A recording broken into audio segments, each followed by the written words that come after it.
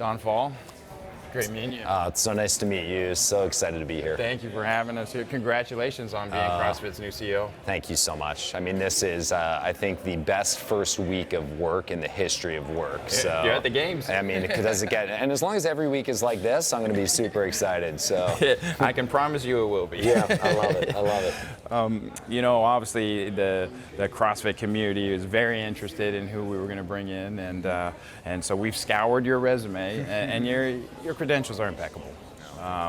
Service in the Marine Corps and military service in this community is highly respected. So thank you very much for your service. I appreciate that. Thank you. And then a Stanford MBA, and then high-level executive positions at companies like Pinterest, Meta, Google, and then your own company, Athos, CEO and founder of your own company. So I wasn't the founder, I was CEO, but yeah, yep. Okay. So I think what the community really wants to know is if you're one of us, if you're a CrossFitter, do you see yourself, do you consider yourself a CrossFitter? Oh, absolutely.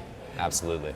And what are the traits you identify with or that you see are important for CrossFitters to display? Yeah, without question. So maybe I can start with it's okay, like my journey with CrossFit and how I discovered it. So, after my time in the Marine Corps, I played sports at Forbidden College and played rugby and beat my body up. And then I got into triathlon for a while. And then my time in the Marine Corps obviously was fairly physical. I loved it. But, fast forward, I'm coming out of grad school. I'm 28. My lower back is all busted up from triathlon. I've got shoulder issues. And, I've settled into this. Go to the gym 3 days a week, run, thought I was reasonably fit. I'd heard a lot about CrossFit, but honestly was a little nervous. I had lower back issues. I hadn't experienced it yet. The Monday, Wednesday, Friday, the Monday, Thursday exactly, exactly. Yeah. Chest day on Mondays, the routine. Chest day. Exactly. And so thank God I had a buddy of mine who said, look, let's give this thing a shot. Let's go check it out. And I was a little nervous, but I said, great. So I walked into Flagship CrossFit in San Francisco. And I walked in there thinking I was in great shape, and it absolutely smoked me. Yeah. And my experience, right? We've all been there, right? And it's funny. Fast forward a month, and I experienced what I think so many CrossFitters have experienced, which was, these lower back issues that I was so concerned with are gone. The focus on mobility and core strength. Fast forward now, 8 years later, my lower back has never felt better. And then I discover along the way, the men and women I'm training with and the community dynamic associated with CrossFit. For me, it was the first time I felt like I was on a team again. Yeah. And that had from really college been and from the Marine Corps. Yeah. Exactly. Back in that kind of atmosphere. Exactly. Yeah. So I love that. So you asked, what are the traits? What are the things that I think are really common and really spoke to me? I think it starts with just a constant pursuit of improvement and excellence. Every day I want to get better. I think CrossFitters do that in the box. I think they do it in other parts of their life as well. 2, humility. For me, foundationally, is something I try to work on every single day because I think humility is the foundation for growth. It's interesting you say that. We had a talk up here, and Nicole Carroll gave a talk, and she phrased it a little less delicately in terms of being in a workout when you put you're vulnerable when you put your number on the board, and when it's a workout where you're going to suffer and pay the price because it's maybe not things you're good at, you're willing to show your ass. For sure. Yeah. My first month of CrossFit, I came in last in every workout. Yeah. I thought I was in great shape. And so if you don't have humility, you're out the door. Older people, little tiny people. Exactly. They just like, what's going on? So I love that. And that brings me to the next trait, which is I think CrossFitters have grit. Yeah. It's not easy, and we love the fact that it's not easy, right? And, we show up every day, you work hard, you suffer. And then finally, the thing is I think CrossFitters are team players.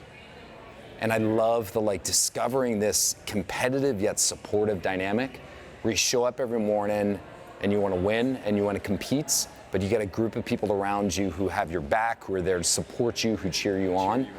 I think that's magic. I think it's all part of it. Putting the equipment away, everybody's helping each other. Exactly. Yeah, that is such a special thing. I love it.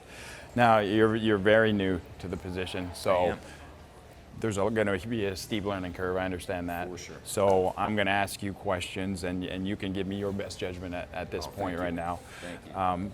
CrossFit is a broad company. When you think about CrossFit, yes, there's HQ, which does the business of putting out the methodology, the education, handling the affiliates. But really, part of CrossFit are those 10 to 12,000 affiliates all over the world. Yep. Where do you start in leading Yeah. a company like that? Yeah, no question. So I think you touched on this, which is priority number one for me is listening and learning. I've been fortunate to be a part of this ecosystem for the last 8 years, but I haven't been an affiliate owner. Right. I haven't seen the day in and day out. Look, our affiliate owners, our coaches, they are the heart and soul of this community. They are the ones who are changing lives every day. I've experienced it, millions of other people have. And so I need to get out on the road. I need to spend time in the box. I need to ask questions. I need to listen. I need to open my mind. So, that's first with members of the community. It's our team. Part of what's been so amazing this week is getting a chance. You couldn't be in a better spot to meet what people. a gift in my first week. And we have similarly these men and women, you guys, who have helped build this and shape it. And you know more about CrossFit in this community and the opportunities and our strengths and our challenges. And so that's going to be a big priority for me over the first 3 months, getting on the road, meeting with our team, meeting with members of the ecosystem, affiliate owners, coaches, and our partners who also play a really, really important role in helping bring CrossFit to more people. I love that you put a number on it. 3 months to be able to wrap your head around it and at least know what's going on in all corners. That's great. When I first started CrossFit, we had a very vocal leader, founder and owner, Coach Glassman, and he rallied the troops, and he was very out front. He left, and then there's been maybe a void, maybe a little bit of void in the leadership. Do you feel in your discussions with the board and the leadership that's here that they've given you a mandate, they've given you what you need to be able to do the hard work and to take the action that you need to get things done? Yeah, without question. I actually had an opportunity yesterday, so I spent obviously quite a bit of time with the board, kind of leading up to having the opportunity to join the company. I sat down with them. A couple of the board members were here yesterday, and we had a conversation, and they said, "Hey, Don, we want you and your team to feel like you have a blank slate to pull this thing forward. There are an incredible set of things that have been done. I can't imagine having a stronger foundation with a bigger opportunity, but they essentially said, you got a blank, you guys, you as a team, as a community have a blank sheet of paper. You guys build it together." That is an amazing thing to hear and a steep responsibility that, we got to take really seriously. Absolutely, that's great. That's great to hear. Now, our community, you're in our community, you're part of our community, and you know how loyal they are. There are going to be a bunch of people out there wondering what skill set you bring to the table. Yeah, no question. It's when I started my career in the Marine Corps, I graduated from college. You go through all this training about learning how to be a leader and lead an officer. You graduate in the Marine Corps at least as second lieutenants, and anybody will tell you knows second lieutenants are effectively useless. They know nothing. And you're in charge. And you're in charge. Yeah. So you walk into your first unit and you got to figure out really quickly how you add value. And what I learned critically, and it's quite humbling, what I was fortunate with was to get paired with an amazing set, and in this case of sergeants, enlisted men and women who had been doing the job, who were experts in their craft and in their fields, who could bring me along and help me. And I learned really quickly that my job was to put them in a position to leverage their skills and their passion and their life's best work. And so, when I joined my second unit, so I was a little less useless at that point. So I got to this force reconnaissance unit, and I wasn't the youngest, but I was pretty close. So I took over this unit. I was responsible, supposed to be leading it, and I was a person in the room with the least experience. I was almost the youngest, and again, I had to figure out, how do I add value here? How do I bring this together? Fast forward my time in technology, getting to Google, coming out of the Marine Corps. So you can imagine not that many skills translate from being an infantry Marine to going to Google. But again, what I learned, and over the course of a career, I've been fortunate to be a part of some world-class teams and organizations. And I realized my job, and having the opportunity to work with the best people in the world at their craft is figure out how I support and serve them so that we as a team can do individually and, more important, collectively, our life's best work in service of this higher mission and higher purpose. And I'll tell you, like, I have been so privileged to be a part of some awesome organizations, but I've never experienced anything that has the type of opportunity that we do here. And so, you know, that's the approach I'm going to try to bring, which is my job is to support the rest of the team. I work for them. I work for the community. I work for affiliate owners. I work for our partners to put them in a position to be successful. I like that. My grandpa was a Marine, and he always told me the best leadership training he ever got was in the Marine Corps. And I can imagine that similar maybe to the companies you work for in tech, when it boiled down to it, it was, what do we accomplish? What can we get done? There's no hierarchy here. Yes, there's an officer, there's an NCOs, you're enlisted, but really when we're all alone and we're trying to figure something out or save lives or get a mission done, we work together. That's right. And that's what CrossFit is, right? 100%. Results. Just That's get right. the results. That's right. Yeah. Yeah, and again, we've got this. Our results change lives. Yeah. And what a privilege that is. It's a big mission. I'm not sure how long this hiring process took you. I imagine there was considerable meetings and talk back and forth. You did a lot of research on CrossFit and just gaining insight on where we are. If you had to give a state of the union of where CrossFit is today, what are you feeling today? Again, I'm not holding you to this, but just Thank you. Coming in, what do you think? With my 2.5 days of experience in this well, job. You should know everything right now.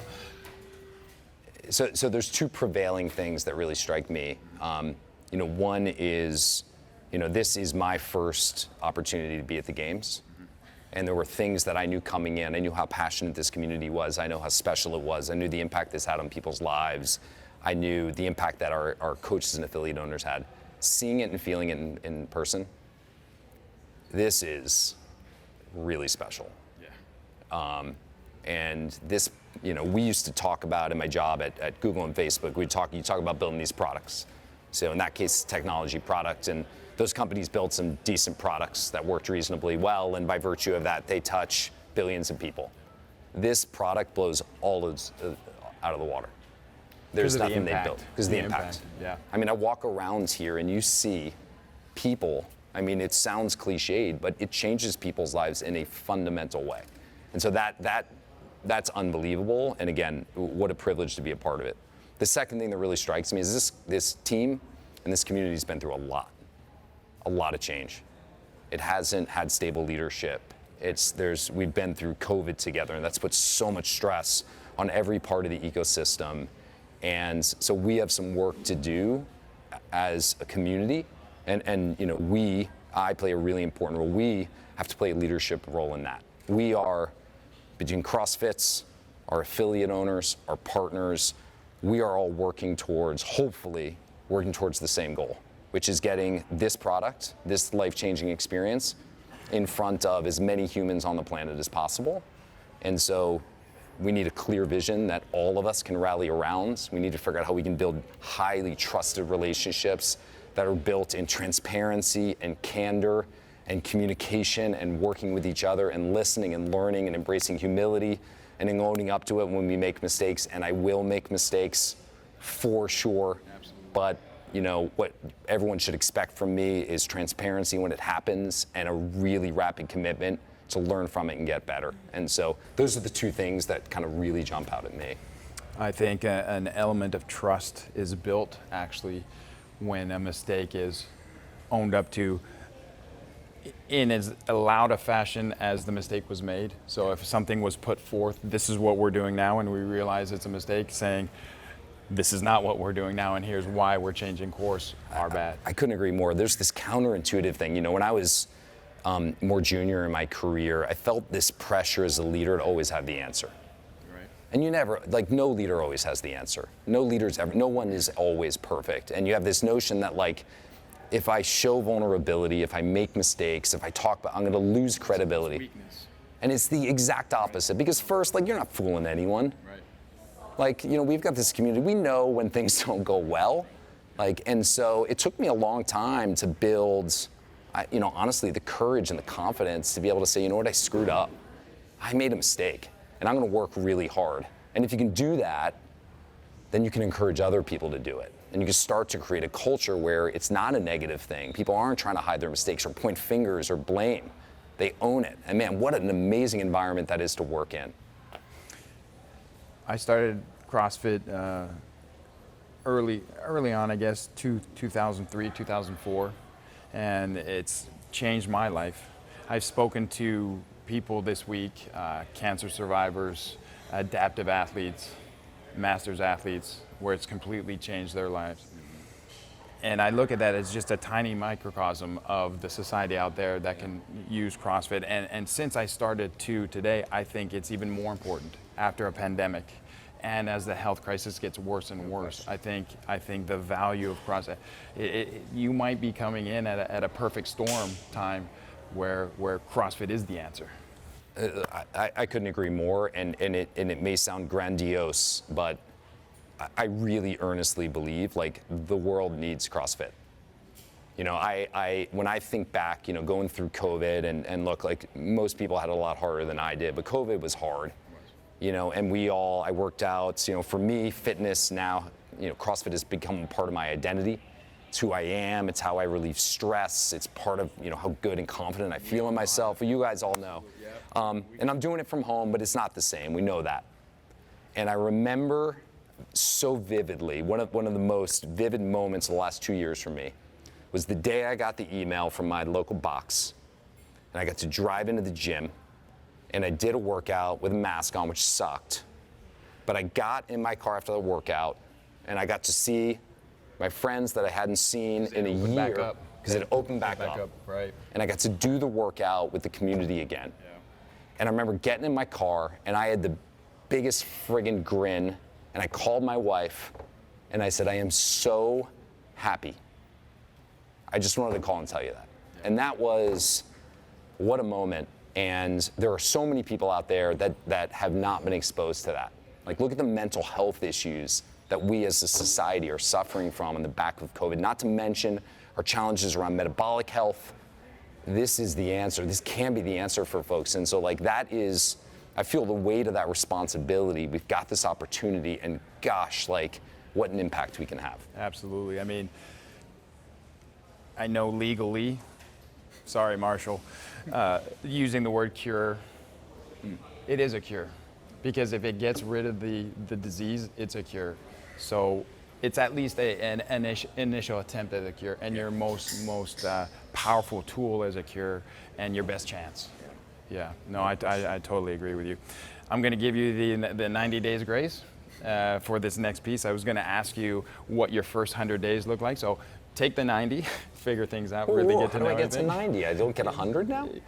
No, you get a free 90. Oh, I love it. You get a free 90. That was your 3 months of listening and figuring things out. After that period, how do you go into action? It's kind of the president's set the tone for your administration. Yeah. What are those first 100 days? Once you've taken your period of time to figure things out, what do you launch into? Yeah, so look, and not to dodge the question, but the first 90 days is about figuring out what that plan is. And look, what I will say is our job, my job, our job as a leadership team, we've got to be able to communicate a really clear vision, not only for CrossFit as a company, but for this community ecosystem. And that vision has to be informed by the men and women on our team, our affiliate owners and coaches, here in the US and outside the US, and our partners. And so those conversations I'm gonna have on the road, all of that is me trying to get advice and perspective and context. Our job then is to come back and do our best to communicate